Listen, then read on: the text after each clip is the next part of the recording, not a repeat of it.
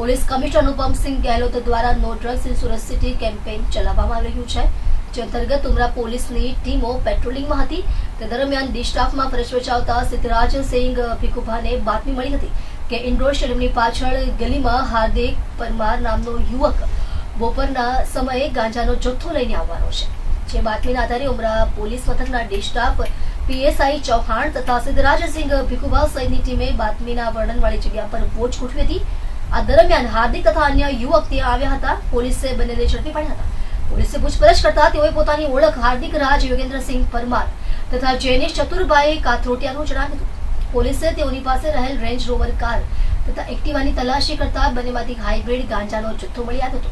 પોલીસે ₹15 લાખનો હાઇબ્રિડ ગાંજાનો જથ્થો તથા 3 મોબાઈલ ₹25 લાખની રેન્જ રોવર કાર એક્ટિવા સહિત કુલ ₹42,26,000નો મુદ્દામાલ જપ્ત કરી બંનેની ધરપકડ કરી વધુ તપાસ હાથ ધરી છે.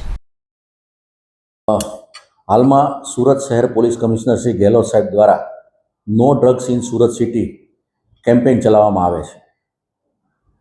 તેની તકેદારીના ભાગરૂપે સેક્ટર 2 સાહેબ શ્રી ડામોર સાહેબ તથા ઝોન 4 શ્રી ગુર્જર સાહેબના માર્ગદર્શન હેઠળ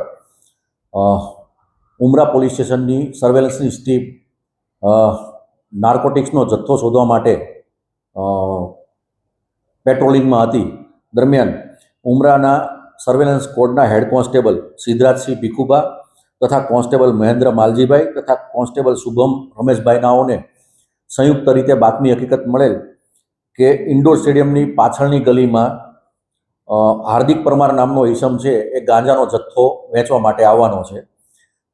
તેવી માહિતી મળતા સર્વેલન્સ સ્ટાફના માણસો અને પોલીસ ઇન્સ્પેક્ટર શ્રી ઉમરાના દ્વારા તાત્કાલિક પંચો લઈ અને સદર જગ્યા પર રેડ કરતા રેન્જ રોવર ગાડીમાં 2 ઈસમો મળી આવેલ અને એમની ઝડપી કરતા 500.52 ગ્રામ હાઇબ્રિડ ગાંજો મળી આવેલ, જેની કિંમત થાય છે ₹15 લાખ. હાઇબ્રિડ ગાંજા બાબતે પાસ પરમિટ માંગતા નહીં હોવાનું જણાવતા તેમના વિરુદ્ધમાં કાયદેસરની કાર્યવાહી કરવામાં આવેલ છે.